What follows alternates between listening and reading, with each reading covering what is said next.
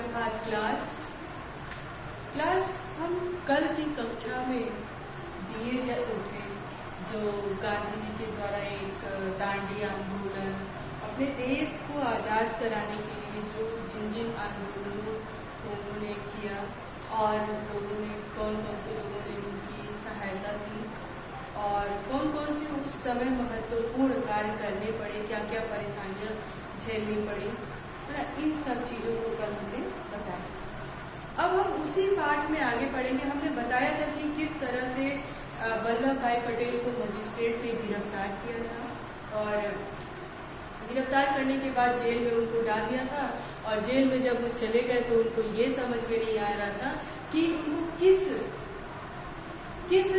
सजा, कौन सी सजा उनके लिए मुकर्रर करे इनके गुनाह के हिसाब से, क्योंकि उनके द्वारा ऐसा कोई गुनाह नहीं किया गया था, ऐसी कोई बातें नहीं बोली गई थी कि जो लगे कि इनको इस सजा के तहत हम 3 महीने की दे दें। फिर उसी में देखिए आगे क्या होता है। आगे ये होता है कि आगे अखिल भारतीय कांग्रेस कमेटी की बैठक 11 मार्च को साबरमती के तट पर होने वाली थी। जवाहरलाल नेहरू इस बैठक से पहले गांधी से मिलना चाहते थे। कह रहे कि अखिल भारतीय कांग्रेस कमेटी की बैठक 21 मार्च को साबरमती के तट पर यानी साबरमती के किनारे होने वाली थी और जवाहरलाल नेहरू इस बैठक यानी मीटिंग से पहले गांधी से मिलना चाहते थे। उन्होंने संदेश भिजवाया कि जिसके जवाब में गांधी ने राष्ट्र में अपनी जनसभा से पहले एक पत्र लिखा और कहा कि उन तक पहुंचना कठिन। जवाहरलाल नेहरू गांधी से मिलना चाहते थे और राष्ट्र में अपनी जनसभा के तहत जब गांधी जी की मीटिंग होने वाली थी, बैठक होने वाली थी राष्ट्र के लोगों के साथ, तो जवाहरलाल नेहरू चाहते थे कि ये जब अपनी मीटिंग करें उससे पहले ये हमसे मिल लें। तो उन्होंने खबर भिजवाई। तो पत्र का जवाब देते हुए गांधी जी ने कहा कि उन तक पहुंचना कठिन है, तुमको पूरी रात का जागरण करना पड़ेगा। जवाहरलाल नेहरू ने कहा कि तुमको पूरी रात का जागरण करना पड़ेगा, अगर कल रात से पहले वापस लौटना चाहते हो तो इससे बचा नहीं जा सकता। कह रहे हैं कि तुमको मुझसे मिलने के लिए अगर होगा तो पूरी रात का जागरण करना पड़ेगा, यानी दिन रात प्रयत्न करना पड़ेगा, दिन रात प्रयास चलते हुए तब जाकर के हमसे मिल पाओगे और चाहोगे कि उसी दिन मैं लौट आऊं तो शायद ऐसा नहीं हो सकेगा। मैं उस समय जहां भी रहूंगा संदेशवाहक तुमको वहां तक ले आएगा। इस प्रयाण की कठिनतम घड़ी में तुम मुझसे मिल रहे हो, तुमको रात के लगभग 2 बजे जाने परखे, यानी जवाहरलाल नेहरू जी कहते हैं कि तुम रात को 2 बजे हमसे मिल रहे हो, वहां पे तुम जहां भी रहोगे तो मेरे जो संदेशवाहक हैं, जो मेरे लोग हैं जिन पे मैं भरोसा कर सकता हूँ, वो लोग तुमको मेरी तक छोड़ेंगे, यहाँ तक पहुँचाएंगे। और जाने के लिए मेरे पास जब आ रहे हो तो उस प्रयाण में जाने के समय में मछुआरे जो हैं जो परिचित हैं हमसे, उनको मैंने भली भांति जांच लिया है, परख लिया है कि उनसे तुमको कोई नुकसान नहीं होगा। वो क्या करेंगे, अपने कंधों पर बैठा कर एक धारा पार करनी पड़ेगी। तो उनके कंधों पर बैठकर नदी के बीच से एक धारा पार करते हुए आपको मेरी तरफ आना पड़ेगा। मैं राष्ट्र के प्रमुख सेवकों के लिए भी प्रयाण में जरा भी विराम नहीं दे सकता। कह रहे हैं कि मैं इस देश के जो मुख्य सेवक है, इस देश के प्रति जो उनकी सच्ची भावना है, उनको मैं जरा सा भी विराम नहीं दे सकता। कह रहे ये समय ऐसा है कि मैंने जो राष्ट्र के प्रमुख नेता हैं, अगर मैंने उनको विराम दे दिया, उनको आराम करने का मौका दे दिया तो शायद यह अच्छा नहीं है ना। तो कह रहे कि मैं उनको विराम नहीं देने दे सकता। ऐसा नहीं कि उनको दुश्मनी थी, लेकिन अगर वो विराम कर लेते, वो आराम कर लेते तो शायद ये जो दिन हमें देखने को मिल रहा है शायद नहीं मिलता। तो उसी के परिप्रेक्ष्य में वो कह रहे हैं कि मैं अपने उन प्रमुख नेताओं को, अपने राष्ट्र के प्रमुख नेताओं को विराम नहीं दे सकता। फिर कह रहे हैं कि वल्लभ भाई की गिरफ्तारी के कारण राष्ट्र में आम लोगों के बीच सरकार के प्रतिक्रिया स्वाभाविक। कह रहे हैं कि वल्लभ भाई की जब गिरफ्तारी हुई, सरदार वल्लभ भाई पटेल की गिरफ्तारी हुई, तो उनके राष्ट्र में जो लोग थे, राष्ट्र एक जगह का नाम है, वहां के जो लोग थे उनमें सरकार के खिलाफ प्रतिक्रिया होना ये तो स्वाभाविक, ये तो होना ही है। भाई वल्लभ जैसे नेता को, वल्लभ भाई पटेल जैसे नेता को अगर कोई गिरफ्तार कर ले अकारण ही, तो भाई राष्ट्र की जनता क्या करेगी? जो जानती है कि उन्हीं की वजह से हमारा कुछ बेड़ा पार हो सकता है, हमारे लिए कुछ अच्छा सुनहरा भविष्य हो सकता है, तो उनके अगर गिरफ्तारी उनकी हो गई और एक अच्छे सच्चे राष्ट्रभक्त की गिरफ्तारी हो गई, तो सरकार द्वारा लिए निर्णय का क्रिया प्रतिक्रिया होनी तो स्वाभाविक ही है, ये तो होगा ही। फिर कह रहे कि गांधी की जनसभा से पहले ही गांव के सभी पुश्तैनी मुखिया पटेल उन्हें इस्तीफा सौंप गए। गांधी ने दांडी कूच शुरू होने से पहले ही, अब देखिए यहाँ पे एक बात आई है कि गांधी की जनसभा के पहले सभी पुश्तैनी मुखिया पटेल अपना इस्तीफा सौंप गए। यानी जो पुश्तैनी जो पहले के लोग थे, जो मुखिया थे, जो पटेल थे, वो क्या किए? अपनी इस्तीफा, जो अगर वो सरकारी दफ्तरों में काम करते थे और उनके बसीभूत थे, किसी भी तरीके से वो उनके साथ काम करके उनके साथ उनको धोखा नहीं दे सकते, तो उन्होंने क्या किया? उनको इस्तीफा दे दिया। भाई वो स्वतंत्र हो गए, स्वतंत्र होकर अपने राष्ट्र के लिए क्या करते? कुछ भी करने को तैयार हो जाते। तो उन्होंने उसके पहले ही इस्तीफा दे दिया। फिर कहते हैं कि गांधी ने दांडी कूच शुरू होने से पहले ही यह निश्चय कर लिया था कि वह अपनी यात्रा ब्रिटिश आधिपत्य वाले भूभाग से ही करेंगे।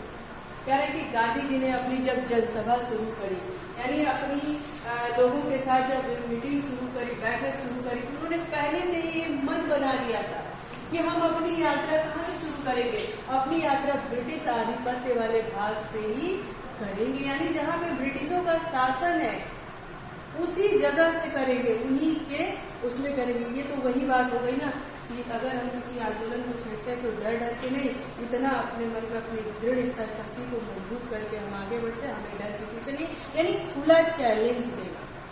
तो गांधी ने कहा कि जब हम अपनी दांडी मार्च की यात्रा शुरू करेंगे तो हम अपनी यात्रा ब्रिटिश आधिपत्य वाले भूभाग से ही करेंगे, किसी राजघराने के इलाके में नहीं जाएंगे। लेकिन इस यात्रा में उन्हें थोड़ी देर के लिए बड़ौदा रियासत से गुजरना पड़ा। ऐसा न करने पर करीब 20 किलोमीटर यात्रा लंबी हो जाती और इसका असर कार्यक्रम पर पड़ता। कह रहे कि मैंने यही सोचा था कि जब अपनी दांडी कूच की यात्रा में शुरू करूंगा तो ब्रिटिश आधिपत्य के भूभाग से ही करूंगा, किसी राजघराने के भूभाग से नहीं।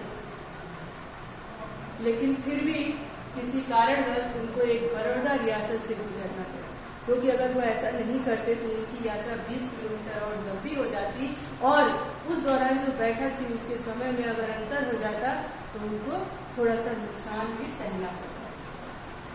कह रहे कि वहां गांधी को एक धर्मशाला में ठहराया गया, जबकि बाकी सत्याग्रही तंबुओं में रुके। कह रहे जब वो दांडी कूच को चलने लगे, रास पहुंचे, तो वहां पे गांधी जी को एक धर्मशाला में ठहराया गया और बाकी जितने उनके साथ आंदोलन करता थे, उनके आंदोलन में जो शामिल थे दांडी मार्च की यात्रा में, उनको एक तंबुओं में रोक दिया। रास की आबादी करीब 3000 थी। कह रहे कि मुझे मैं जब गया तो रास की आबादी कुल 3000 ही थी, लेकिन उनकी जनसभा में 20,000 से ज्यादा लोग थे। अब सोचिए कि एक सच्चे देशभक्त के लिए लोग किस तरह से खड़े हुए। तो कह रहे हैं कि रास में मेरी जो जनसभा थी, तो रास जिस जगह पे गए थे, कह रहे रास में कुल 3000 की आबादी थी, लेकिन मेरी जनसभा में कितने लोग थे? 20,000 से ज्यादा। तो आप समझ सकते हैं कि उस समय लोगों के मन में अपनी आजादी को लेकर के कितनी उत्सुकता थी और वो किस तरह से हर तरह से इनकी मदद कर रहे थे। जनसभा उनके मार्च में, उनके दांडी मार्च आंदोलन में उनका सहयोग करके उनकी मदद ही कर रहे थे। फिर देखिए क्या हो रहा है। कह रहे कि अपने भाषण में गांधी ने पटेल की गिरफ्तारी का जिक्र करते हुए कहा, जब रास में जनसभा हुई तो गांधी ने अपने भाषण में पटेल का जिक्र करते हुए, पटेल के बारे में चर्चा करते हुए कहा कि सरदार को यह सजा आपकी सेवा के पुरस्कार के रूप में। देखिए किस तरह से अपने बातों में उन्होंने किया। कह रहे हैं कि जो सरदार को ये जो सजा हुई है ना, उन देशवासियों के रास के लोगों को संबोधित करते हुए कहा, उन देशवासियों को संबोधित करते हुए कहा कि जो ये जनसभा हो रही है उसमें उन्होंने कहा कि जो ये सरदार को सजा मिली है वो सजा नहीं है, वो आपकी सेवा के लिए, जो निस्वार्थ रूप से वो आपकी सेवा के लिए उतरे हैं, उनके लिए वो पुरस्कार के रूप में मिला है। ऐसा उन्होंने इसलिए कहा क्योंकि वहां के लोगों में आक्रोश था। जनता ये चाहती थी कि सरकार के खिलाफ मैं कुछ करूं, है ना, और हो सकता था कि स्थिति थोड़ी बिगड़ सकती थी, तो उसको लोगों को एक पॉजिटिव थिंकिंग जिसे कहते हैं उसमें बदलने के लिए उन्होंने कहा कि ये राज को कोई दंड नहीं मिला है, कोई सजा नहीं है, ये तो आपकी सेवा करते करते उसको पुरस्कार के रूप में मिला है। फिर कह रहे हैं कि उन्होंने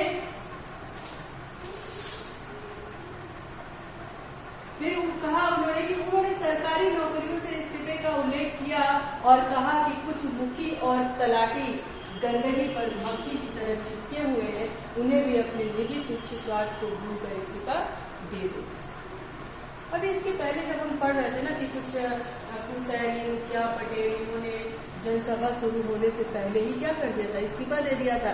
तो वही गांधी जी कह रहे हैं कि अभी भी सरकार के नौकरियों से इस्तीफा का उल्लेख किया, कहा कि अभी भी कुछ ऐसे मुखी लोग हैं, यानी ऐसे स्वार्थी लोग हैं जिन्होंने तलाटी पर यानी गंदगी पर, यानी जो हमारी देश के ऊपर जिनका कब्जा है ब्रिटिश शासन के अंडर में, वो काम कर रहे हैं, उन मक्खी की तरह चिपके हुए, यानी चमचागिरी की बात कहा कि भाई देश को आग लग जाए, धुआं उड़ जाए, है ना, लेकिन मेरी नौकरी सही सलामत रहे, इसके उन्होंने उनको क्या कहा है कि लालची प्रवृत्ति के लोग हैं, चमचागिरी टाइप के लोग हैं ये लोग। तो उनको कहा है कि अभी भी उस तलाटी, उस गंदगी पर चिपके, मक्खी की तरह चिपके हुए हैं, उन्हें भी निजी तुच्छ स्वार्थ बुला करके इस्तीफा दे देना चाहिए। कहते हैं कि अगर वो सच्चे भारतवासी हैं तो उनको भी अपना स्वार्थ, जिसमें उनका सिर्फ उनका ही स्वार्थ हो रहा है, उनके परिवार का भरण पोषण हो रहा है, उनको भी इस दांडी मार्च यात्रा में हमारा सहयोग करना चाहिए, अपने निजी स्वार्थ को भुलाने। उन्होंने एक तरह से संदेश दिया कि अगर सारे देशवासी एकजुट होकर के किसी आंदोलन को छेड़े तो वो क्या होगा, वो सफल होगा।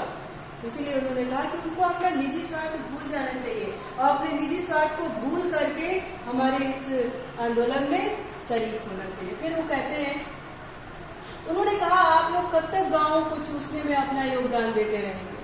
वो उन लोगों को, जिन लोगों ने सरकारी दफ्तर में नौकरी करके अपनी आवाज को बंद कर लिए, बस अपना भला चाहते, उनको उन्होंने निशाना दे करके कहा कि कब तक आप लोग गांव को चूसने में अपना योगदान देते रहेंगे, यानी हमारे देश को अंग्रेज चूस रहे हैं, दिन प्रतिदिन लूट रहे हैं, कब तक इसका साथ उनका देंगे आप। अब तो आप अपने जमीर को जगाइए और उनकी नौकरियों से इस्तीफा दीजिए और हमारे साथ शामिल होइए।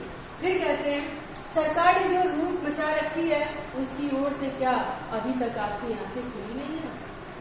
उन्हीं लोगों को कटाक्ष कर रहे हैं, उन्हीं लोगों पे निशाना देते हुए कह रहे हैं कि सरकार जो ये ब्रिटिश सरकार है, हम देशवासियों के साथ किस प्रकार का लूट मचा रखी है, कैसी अत्याचार मचा रखी है, क्या आपकी आंखें अभी भी नहीं खुलती हैं, क्या आप आज भी सच नहीं देख पाते हो। फिर वो कहते हैं कि गांधी ने रास में भी राजद्रोह की बात पर जोर दिया और कहा कि उनकी गिरफ्तारी अच्छी बात है।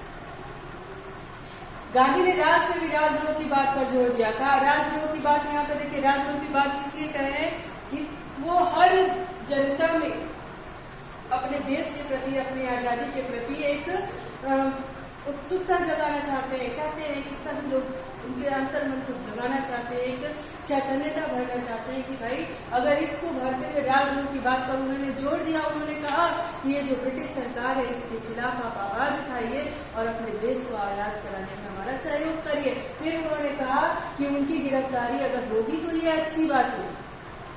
उनको अपनी गिरफ्तारी का डर नहीं था। उन्होंने कहा कि अगर मेरी गिरफ्तारी इस राजद्रोह के बात पर मैं जोर देता हूँ, अगर मेरी गिरफ्तारी होती है तो ये कोई खराब नहीं है, ये अच्छी बात होगी। सरकार को खुली चुनौती देते हुए उन्होंने कहा अब फिर बादल घिर आए। उन्होंने उस समय ब्रिटिश सरकार को खुली चुनौती देकर के कहा कि अब बादल क्या है, अब बादल फिर से घिर आए हैं, यानी वल्लभ भाई पटेल ने अगर राजद्रोह की बात करी थी, आपके खिलाफ आवाज उठाई थी अपने देश को आजाद कराने के लिए, तो उनको आपने गिरफ्तार कर लिया, फिर से एक बादल आपके ऊपर गांधी के रूप में घिर आए। फिर वो कह रहे हैं कि राजद्रोही को तो काला पानी देश निकाला या फांसी की सजा हो सकती है। मुझ जैसे लोग अगर राजद्रोही अपना धर्म माने तो उन्हें क्या सजा मिलनी चाहिए। भाई देखिए, राजद्रोह एक बहुत बड़ा पाप है ना। हमें अपने देश से राजद्रोही नहीं करना। जब हमारा देश सिर्फ बना, है ना। तो वो कहते हैं कि राजद्रोह के लिए, अगर जो राज से द्रोह करता है ना, अपने राज्य के से दुश्मनी लेता है, तो उसको काला पानी, देश निकाला और फांसी जैसी सजा होती है। लेकिन मुझ जैसे लोग अगर राजद्रोही होना अपना धर्म माने, तो उन्हें क्या सजा होनी चाहिए? दोनों में अंतर है, दोनों में अंतर है। हमने अपने देश पे दूसरे शासन को लागू होने दिया, और हमारे देश के जो लोग ब्रिटिश सरकार की मदद किए वे राजद्रोही हैं। और गांधी जैसे, महात्मा गांधी, सरदार वल्लभ भाई पटेल जैसे लोग अगर अपने देश को आजाद कराने के लिए ब्रिटिश शासन के खिलाफ अगर जाए, तो ये भी राजद्रोह है। लेकिन उन दोनों राजद्रोहों में क्या है, अंतर है। तो वही गांधी जी कहते हैं कि राजद्रोही के लिए तो काला पानी की सजा, फांसी की सजा, देश निकाला की सजा होती है, पर मुझ जैसे राजद्रोही के लिए कौन सी सजा होगी? उन्होंने खुली चुनौती ब्रिटिश सरकार को। फिर देखिए क्या कह रहे हैं, सत्याग्रही शाम 6 बजे रात से चले और 8 बजे कनकापुर पहुंचे। उस समय लोग यात्रा से कुछ थके हुए थे और कुछ थकान इस आशंका से थी कि मही नदी कब और कैसे पार करें। कह रहे कि सत्याग्रही शाम 6 बजे रात से चले और 8 बजे कनकापुर पहुंचे। उस समय लोग यात्रा से थक गए चुके थे, और कुछ थकान इसलिए भी थी कि जो कनकापुर और रात के बीच में जो मही नदी थी, उसको हम कैसे पार करें। नदी के किनारे पहुंचते ही समुद्र की ओर से आने वाली ठंडी बयार, बयार मतलब होता है हवा, तो कह रहे हैं कि समुद्र की तरफ से आने वाली ठंडी बयार ने सत्याग्रहियों का स्वागत किया। और कनकापुर में 105 साल की एक बूढ़ी महिला ने गांधी के माथे पर तिलक लगाया और कहा, महात्मा जी स्वराज लेकर जल्दी वापस आए। शाम 6 बजे रात से वो अपनी सभा जब उठा के कनकापुर के लिए चले, तो उस गांव में एक महिला थी जो 105 वर्ष से अपने देश को आजाद कराने के प्रति सपने देख रही थी। और जब उसने देखा कि शायद मेरा ये सपना अब साकार हो जाएगा, तो गांधी के माथे पर तिलक लगाकर उसने कहा कि स्वराज लेकर वापस आना। उन्होंने कहा, है गांधी, जा रहे हो लेकिन स्वराज लेकर, अपने देश की स्वतंत्रता लेकर वापस जल्दी आ। तो देखिए उस महिला के मन में कितना मतलब वो था कि नहीं, मुझे भी अपने देश के प्रति, मुझे अपने देश को आजाद होते हुए देखना है। उसके मन में भी एक कितना मतलब सुंदर सपना सजोए हुए वो बैठी थी। फिर देखिए क्या होता है, वो कहती है कि महिला गांधी के माथे पर तिलक लगाया और कहा, महात्मा जी स्वराज लेकर जल्दी वापस आना। गांधी ने कहा, मैं स्वराज लिए बिना नहीं लौटूंगा। उन्होंने कहा कि हाँ माता जी, मैं स्वराज लिए बिना तो नहीं लौटूंगा। गांधी जी की इस जनसभा का निर्धारित समय 8 बजे था। कह रहे कि गांधी जी की जो जनसभा थी उसका एक समय पहले से तय था, उसका समय 8 बजे था, लेकिन कनकापुर पहुंचने में हुई देरी के कारण उसे 1 घंटे के लिए स्थगित कर दिया। स्थगित मतलब क्या होता है, थोड़ा सा उसका समय परिवर्तित कर दिया गया। जनसभा में गांधी ने ब्रितानी कुशासन का जिक्र किया। कह रहे उस समय जो 8 बजे जो था, लेकिन 1 घंटे के लिए उसको स्थगित किया, यानी 9 बजे से जनसभा शुरू हुई। और जब जनसभा शुरू हुई तो गांधी जी ने ब्रितानी कुशासन, यानी ब्रिटेन के जो शासक थे, सरकारी अंग्रेजी शासक जो थे, तो उनके कुशासन, उन्होंने किस तरह का मतलब कुव्यवहार हमारे साथ किया, उसका उन्होंने जिक्र किया। उन्होंने कहा कि इस राज में रंग से राजा तब तक दुखी है, राजे महाराजे जैसे सरकार नचाती है और नाचने को तैयार है, यह राक्षसी राज है। उन्होंने कहा कि इस ब्रिटिश शासन में कोई भिखारी या राजा तब तक दुखी है जब तक कि ये सरकार के इशारों पर नाचती है और अपनी स्वतंत्रता के लिए कोई आवाज नहीं उठाती है। कह रहे वो तब तक दुखी रहे कि जब तक वो अपने लिए कोई आवाज ना उठाए, अपने देश के लिए कोई आवाज। तो चाहे वो रंक हो यानी भिखारी हो, चाहे वो राजा हो, है ना, हर लोग राजे महाराजे जैसे सरकार नचाती है, अगर वैसे नाचने को तैयार है तो तब तक दुखी रहेगी। ये राज नहीं है, ये क्या है, ये राक्षसों का राज है। यानी ब्रिटिश सरकार को उन्होंने राक्षसों का दर्जा भी दिया। और कहा ये कोई अच्छा राज्य नहीं है। ये क्या है? ये राक्षसों का राज है। राम राज और अच्छा राज्य क्या होता है? जब हम सबके भले के बारे में सोचें, है ना, सबके दुख तकलीफ में उसके सहभागी बने, तब जाके वो अच्छा राज्य। नहीं तो ये शासन है, ब्रिटिश शासन तो कुशासन है। फिर कह रहे हैं कि इसका संहार करना चाहिए, यानी इस राक्षसी राज को हमको हराना चाहिए। रास्ते में रेतीली सड़कों के कारण यह प्रस्ताव किया गया कि गांधी की यात्रा थोड़ी कार से की जाए। कह रहे हैं कि रास्ते जो उस दांडी मार्च की यात्रा थी तो उसके रास्ते थोड़े पथरीले थे, कंकड़ीले थे। तो लोगों ने, उनके जनसभा में जितने लोग थे, उन्होंने यह थोड़ा विचार बनाया कि थोड़ी दूर की यात्रा, जब तक कि सड़क थोड़ी खराब है तो हम थोड़ी दूर की यात्रा गांधी की क्यों ना कार से कराएं, है ना। तो देखिए गांधी जी ने बड़ा ही बढ़िया एक